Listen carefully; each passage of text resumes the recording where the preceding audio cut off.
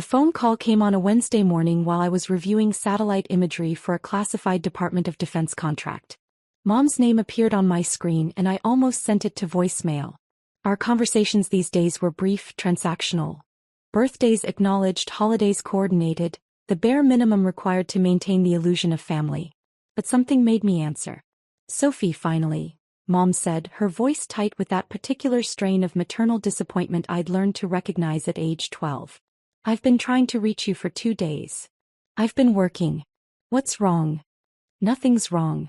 I'm calling about Tyler's graduation party. Saturday at the country club.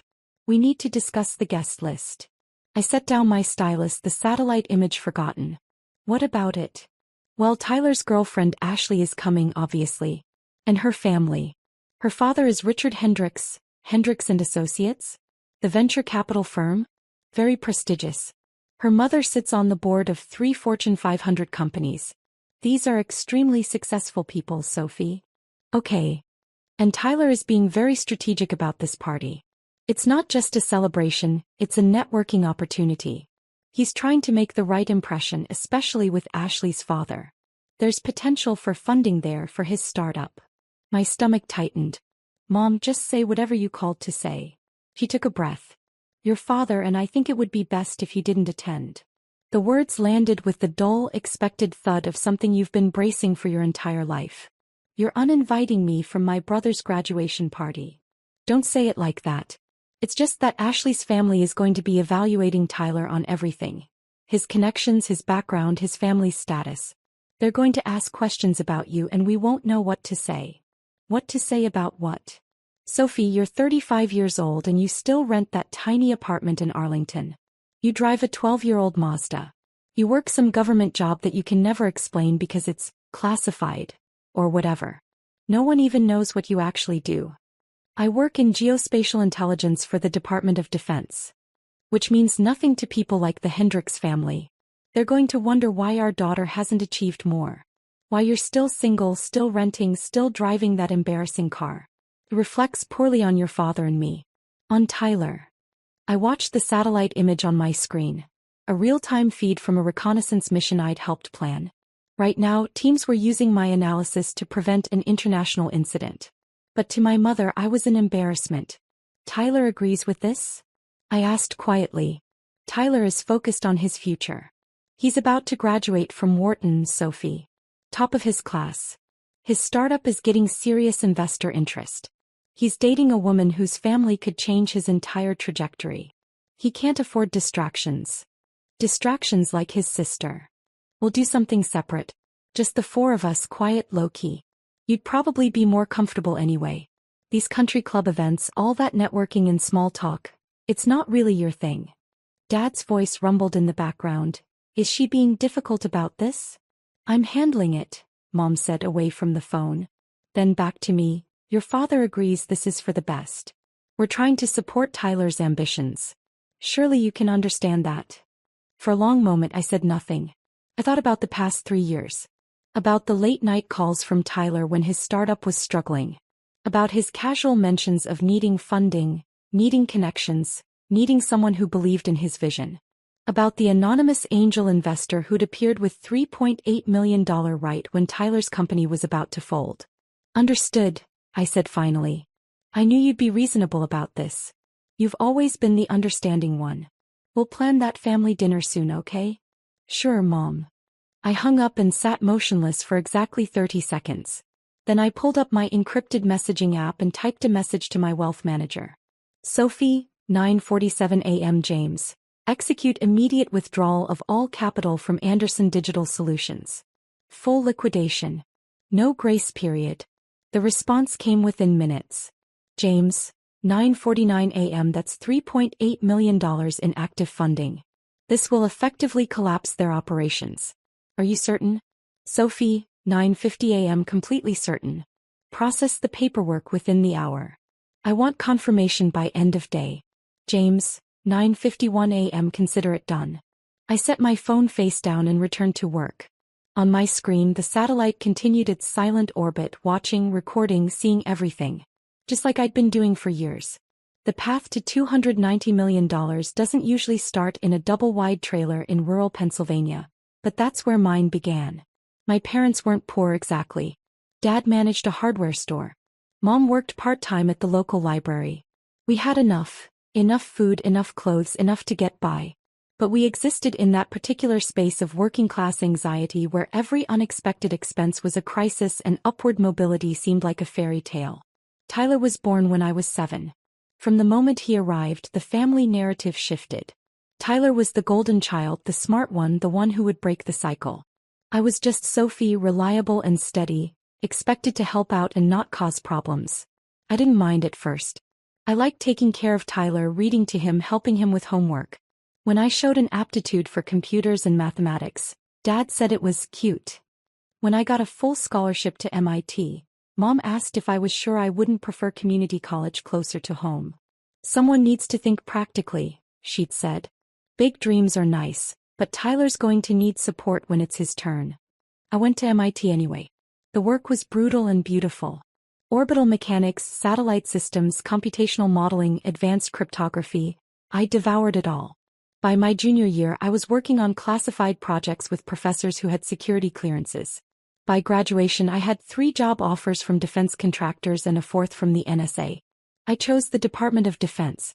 The work was invisible but essential. Analyzing satellite imagery, modeling geopolitical scenarios, identifying threats before they materialized. It required clearance levels most people didn't know existed. It paid extremely well for expertise that could prevent wars. By 25, I was earning $350,000 annually. By 30, I'd invested strategically in defense tech startups, aerospace companies and cybersecurity firms.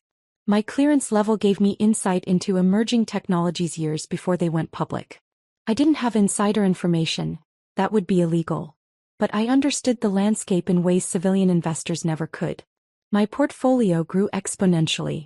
By 35, I was worth $290 million. My family knew none of this. To them, I was still Sophie from the trailer park, working some boring government job, too socially awkward to find a husband, too unmotivated to achieve anything notable. Tyler, meanwhile, had become the family success story.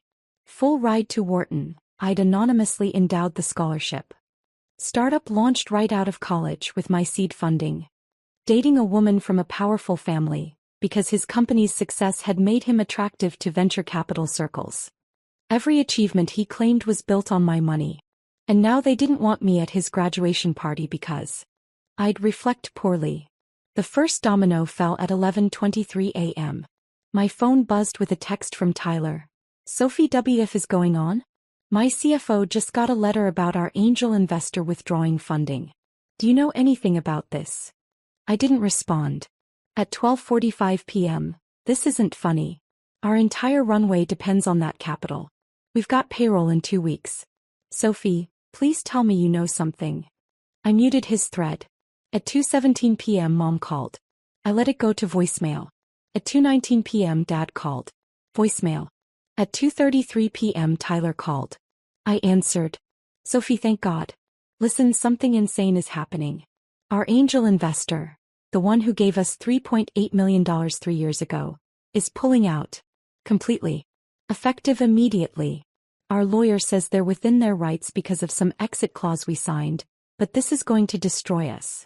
That's unfortunate, I said, watching another satellite image load on my screen. Unfortunate? Sophie, this is catastrophic. We've built everything around having this funding. Our expansion plans, our hiring, our product roadmap, all of it depends on this capital. Without it, we're going to have to lay off most of our staff and probably shut down within 90 days. Sounds like you should have diversified your funding sources. Silence. Then, why are you being like this? Like what? Cold. Distant. Like you don't care that my company is collapsing. I care exactly as much as my family cares about me. More silence. This is about the graduation party, isn't it? Mom told you not to come. She did. Sophie, that wasn't my decision. That was Mom and Ashley's family and all this complicated social stuff. You know how she gets about appearances. I do know. That's exactly the problem. Look, I get it, okay? You're upset. But this is my company we're talking about. 23 people work for me. They have families, mortgages, kids. You can't let them suffer because of a family argument. I'm not making them suffer. You are. You built a company on unstable funding and you're about to graduate from one of the best business schools in the world without understanding basic financial sustainability. This investor has been reliable for 3 years. We had no reason to think. He stopped abruptly. Wait, Sophie. The angel investor. It was anonymous. Structured through a bunch of shell companies and investment vehicles. Our lawyer could never figure out who it actually was. I said nothing. Oh my God. Sophie. You're the angel investor. That's an interesting theory. It's not a theory, it's a fact. Who else would pull funding the same day Mom uninvited you from my party? Who else would? His voice cracked. You've been funding my company this whole time. For 3 years. $3.8 million. That was you. Tyler. And I didn't know. None of us knew. We thought you were struggling in some low-level government job while I was out here building a startup. And the whole time you were the one keeping my company alive. He laughed bitterly. Mom said you'd reflect poorly on us. That you hadn't achieved anything. And you're literally the only reason I have anything to achieve. Had, I corrected quietly. Had anything to achieve. You're really going to do this? You're going to destroy my company because your feelings were hurt. I'm withdrawing my investment from a company whose founder considers me an embarrassment. That's not revenge. That's just sound business judgment. Sophie, please. I'm begging you. Don't do this. I'll talk to Mom and Dad. I'll make sure you're invited to the party. Front row seat, VIP treatment, whatever you want. I don't want to go to your party, Tyler. Then what do you want? I wanted a family that valued me. I got my answer. I hung up. The voicemails started piling up within the hour. Mom hysterical. Dad angry and confused. Tyler alternating between panic and desperate apologies. Even Ashley called, her voice dripping with the kind of charm wealthy people use when they want something. Sophie, hi. We haven't officially met, but I've heard so much about you. Tyler is just devastated about this funding situation. I'm sure there's been some misunderstanding.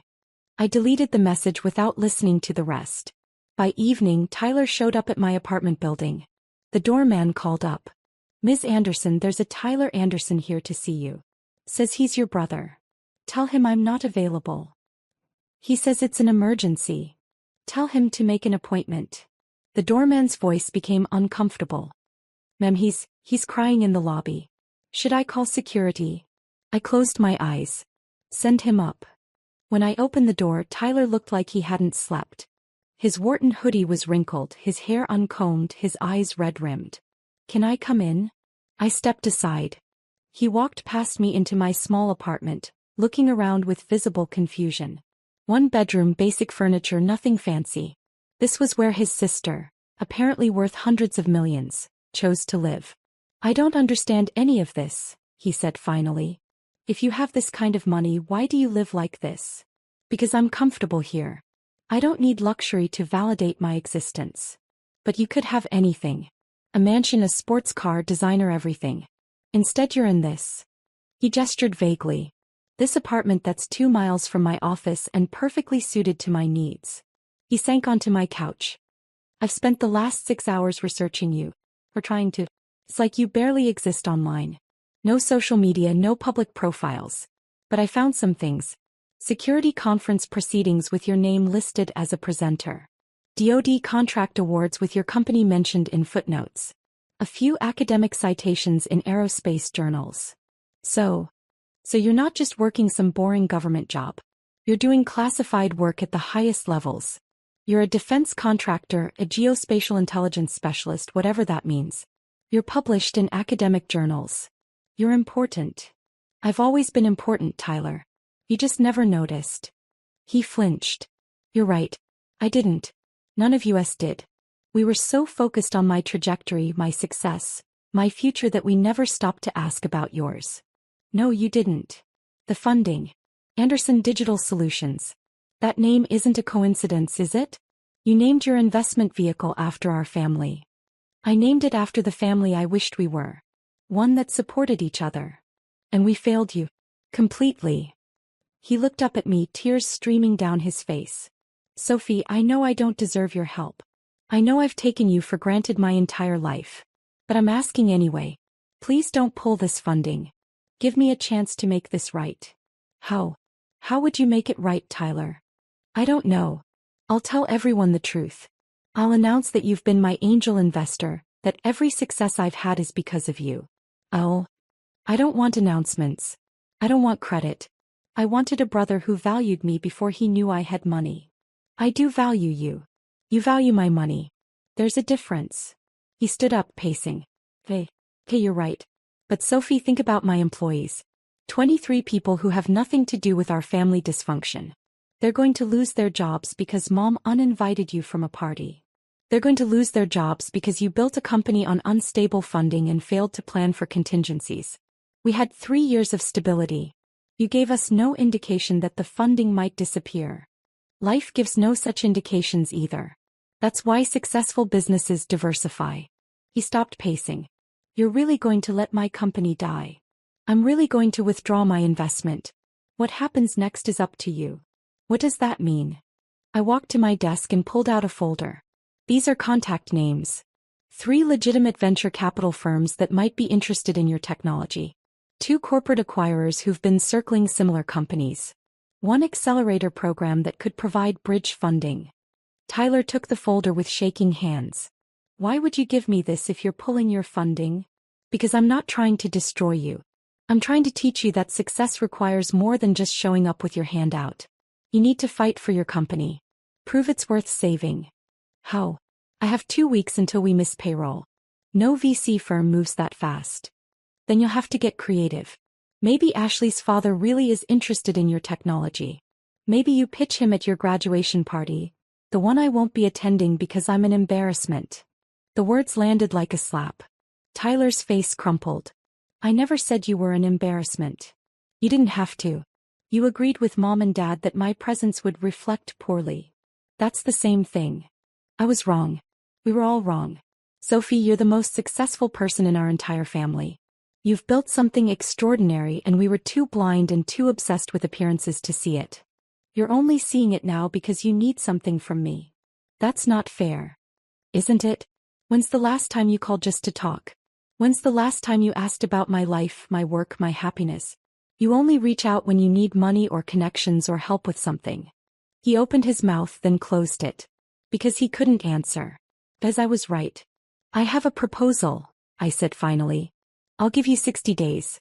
In that time you secure alternative funding for your company. You go to Ashley's father, you pitch those VC firms, you do whatever it takes to prove your business is viable without my money. And if I can't? Then your company wasn't sustainable to begin with and I saved you from a slower, more painful collapse. What about the bridge? Can you at least keep us afloat while I search for funding? No. This is your company, Tyler. Time to see if you can actually run it without a safety net. His face went pale. You're serious? You're going to let us fail? I'm going to let you stand on your own. Sink or swim. That's cruel. Is it? Or is it finally treating you like an adult instead of a child who needs everything handed to him? Tyler left my apartment without another word. The folder clutched in his hands, his future suddenly uncertain. I didn't hear from him for 3 days. The graduation party happened on Saturday. I spent the day at my office, running simulations for a classified satellite deployment. My phone buzzed periodically with texts from relatives asking where I was, why I'd missed Tyler's big day. I didn't respond to any of them. On Monday, James called. Sophie, Tyler's lawyer, filed an emergency injunction trying to block the withdrawal. The judge denied it this morning. The funding has been officially dissolved. Good. Any other movement? Actually, yes. Tyler secured a meeting with Richard Hendricks at the graduation party. Pitched him directly. Hendricks expressed interest but wanted to see your original investment terms and performance metrics. And Tyler's lawyer reached out requesting copies of all documentation related to your investment. With your permission, I'd like to provide them. Why? Because the metrics are strong.